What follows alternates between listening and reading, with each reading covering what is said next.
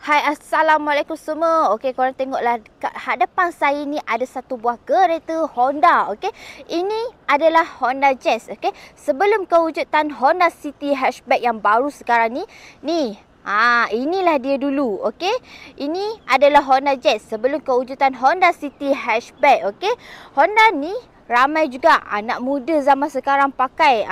Mungkin disebab dia punya hatchback tu, dia punya bentuk tu agak unik sedikit.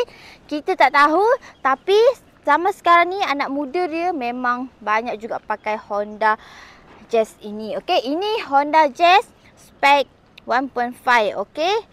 Model ni model tahun 2016 korang. Walaupun 2016 tapi condition dia masih tip-top. Saya cakap dengan korang memang masih lawa gila. Korang tengok memang tak ada cala bala, memang tak ada bengkok apa semua. Okey. Alright, ni bahagian belakang dia. Korang tengok dia dah tukar lagi spoiler. Spoiler dia bagi saya memang agak unik ya. Tapi nice juga. Alright. Okey, ini luar dia. Okey, macam biasa Honda Jazz ni dia menggunakan rim 15 inci. Okey, original daripada Honda. Okey. Saya bawa korang masuk pula. Kita tengok interior dalaman dia. Okey, interior dalaman dia tak ada beza lah dengan 2017, 18. Tak ada beza. Mungkin ada sedikit berbeza dari segi spek dia, dalaman dia. Macam ni lah saya contoh bagi tahu korang. Okey. Kita masuk dulu bahagian dalaman dia. Okey, macam biasa dia ada push start button kat sini. Okey. Yang mungkin membezakan dia adalah ini. Interior dalaman dia, okey. Untuk spek ni dia pakai audio, okey, audio player. Okey, ada yang spek yang kalau high spek tu dia mungkin ada touchscreen infotainment dekat sini. Okey, ini bahagian control icon dia. Okey, bahagian gear brake semua. Alright. Ni bahagian luar dia sama sahaja interior dalaman dia. Alright. Saya nak tunjuk korang dekat sini. Okey, kita tengok dulu mileage dia. Okey, kita pergi mileage dia. Saya nak pergi mileage. Ini mileage dia. Mileage dia 74,000 korang. Okey. Masih okey. Tak adalah tinggi sangat. Memang agak sesuai untuk spek tahun 2016 ni. Alright. Untuk spek 2016 ni, korang tengok dia agak sedikit berbeza.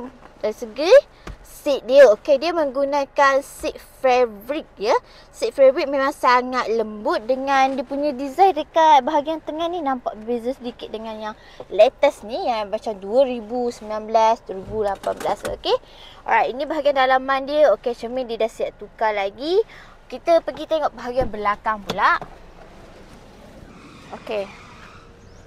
Okey, ini bahagian belakang dia. Bahagian belakang dia pun cantik juga. Tak adalah sempit, tak ada sempit mana pun. Boleh lagi korang nak duduk. Untuk korang yang kaki panjang, untuk korang yang tinggi, boleh lagi lah nak duduk dekat bahagian belakang ni. Okey. Alright, kita tengok pula bahagian bonet belakang dia. Okey, saya buka dulu.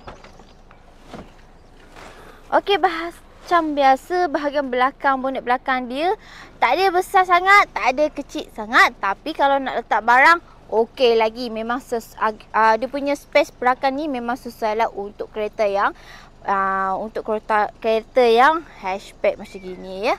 Okey, dia setiap lagi dah tukar kat sini, so korang tak perlu risau ke kalau macam kasut kotor ke makanan tumpah, korang tak perlu risau sebab dah ada benda ni, korang akan dapat free sekali ya. Okey.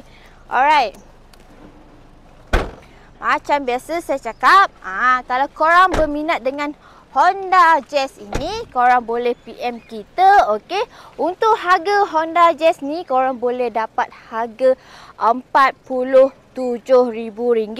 Okey, bulanan dalam RM720, boleh ikat loan 7 tahun. Okey. Untuk korang yang berminat, cepat boleh PM kita sekarang sementara stok masih ada. Untuk Honda Jazz ni kita hanya ada 2 stok sahaja. Siapa cepat dia dapat. Okey, berminat cepat PM kita sekarang. Alright, bye. Assalamualaikum.